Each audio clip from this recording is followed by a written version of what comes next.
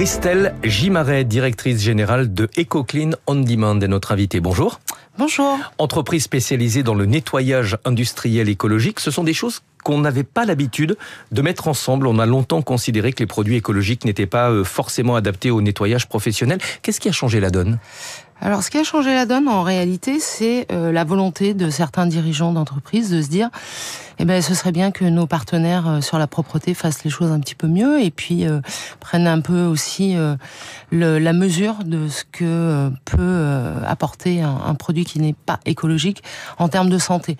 C'est-à-dire que lorsque vous respirez 8 heures par jour des produits qui sont à forte odeur ou qui sont irritants, nous, c'est quelques minutes par jour, mais en réalité, pour les agents de propreté, c'est beaucoup de maladies qui peuvent être professionnelles et après, on s'aperçoit que ils ont une espérance de vie qui est sur la retraite qui est fortement impactée. Donc les premiers concernés, ce sont les agents de propreté. Alors les premiers concernés sont les agents de propreté, mais aussi les salariés des entreprises dans lesquelles on intervient, puisque eux aussi vont rester dans les effluves de ces produits.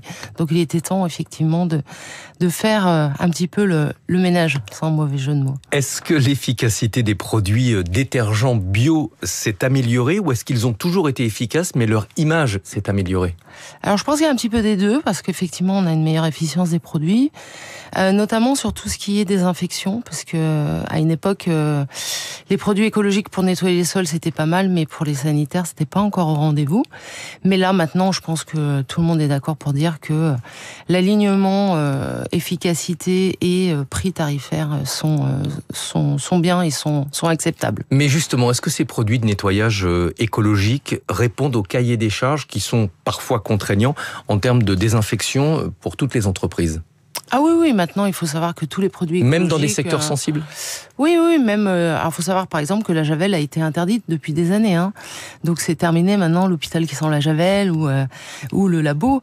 Mais nous on intervient dans le tertiaire et je peux vous assurer que c'est propre, c'est désinfecté. Et là maintenant on n'est même plus sur de l'écologique, on est sur du biosourcé. Donc non, le secteur a beaucoup évolué. Qu'est-ce qui a poussé les entreprises à franchir le pas progressivement ?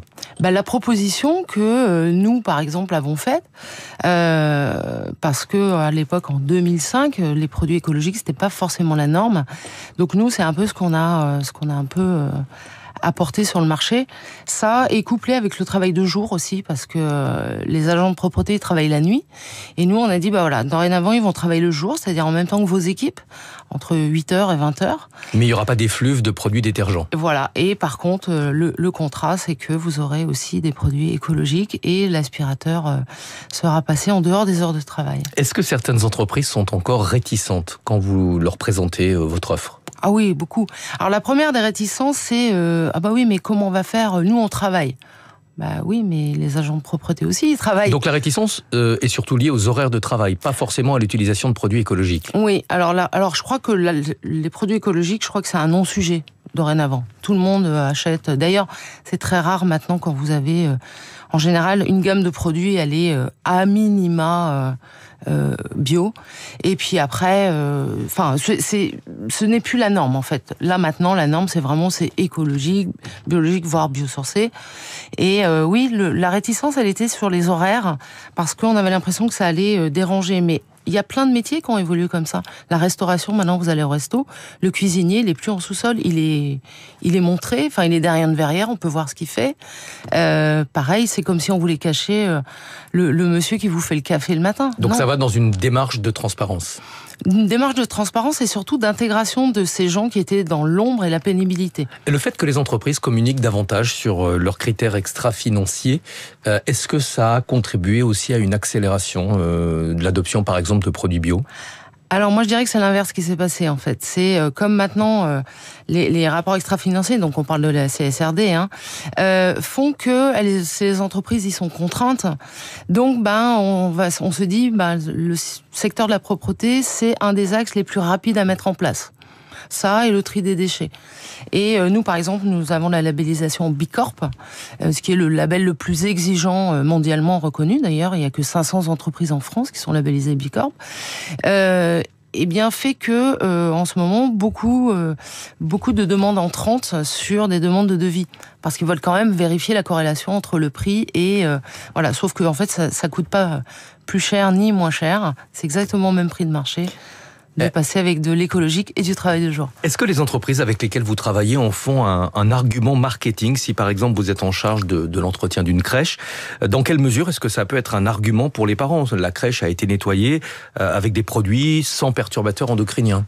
Alors c'est non seulement un bon marqueur, mais c'est le marqueur qui est mis en avant, puisque ça parle à tout le monde et c'est concret. Parce que quand vous dites je fais des achats responsables, c'est très bien, mais ça va concerner que votre comptable et votre rapport extra-financier. Là, par contre, c'est du concret et les parents, effectivement, voient que la crèche, 1, est propre, que 2, les enfants sont pas malades et que 3, effectivement, sans aller jusqu'au perturbateur, mais en tout cas, on voit ça est lié aussi à l'alimentation. Il y a beaucoup de cantines bio maintenant. Par exemple, la mairie de Paris, toutes les cantines sont bio. Vous travaillez aussi avec des particuliers et notamment avec ceux qui louent des logements Airbnb. Ouais. Ça aussi, c'est un argument marketing intéressant? Alors ça, non seulement c'est un argument marketing, mais si on ne le faisait pas, ils ne viendraient pas. Parce que cette population-là est très aguerrie justement sur tout ce qui est écologique, tout ce qui est empreinte écologique. Et si on reprend le cas des entreprises, ça devient même une marque employeur. Parce qu'on voit qu'il y a beaucoup de gens qui peinent à recruter. Et lorsque vous dites que vous êtes dans le care, dans l'écologie, dans le développement durable, voire l'impact, là pour le coup, toute cette nouvelle génération-là, ça sont plus enclins à aller travailler chez vous que chez un concurrent qui en a rien à faire. Merci beaucoup d'être venue ce matin sur Radio Classique. Christelle Gimaret, directrice générale de EcoClean On Demand. EcoClean, ça s'écrit avec 2 K. Eco avec un K, Clean avec un K également. Merci beaucoup d'être venue ce matin, 6h20 sur Radio Classique. Natacha Valla nous a rejoint pour les classiques de l'économie. On va parler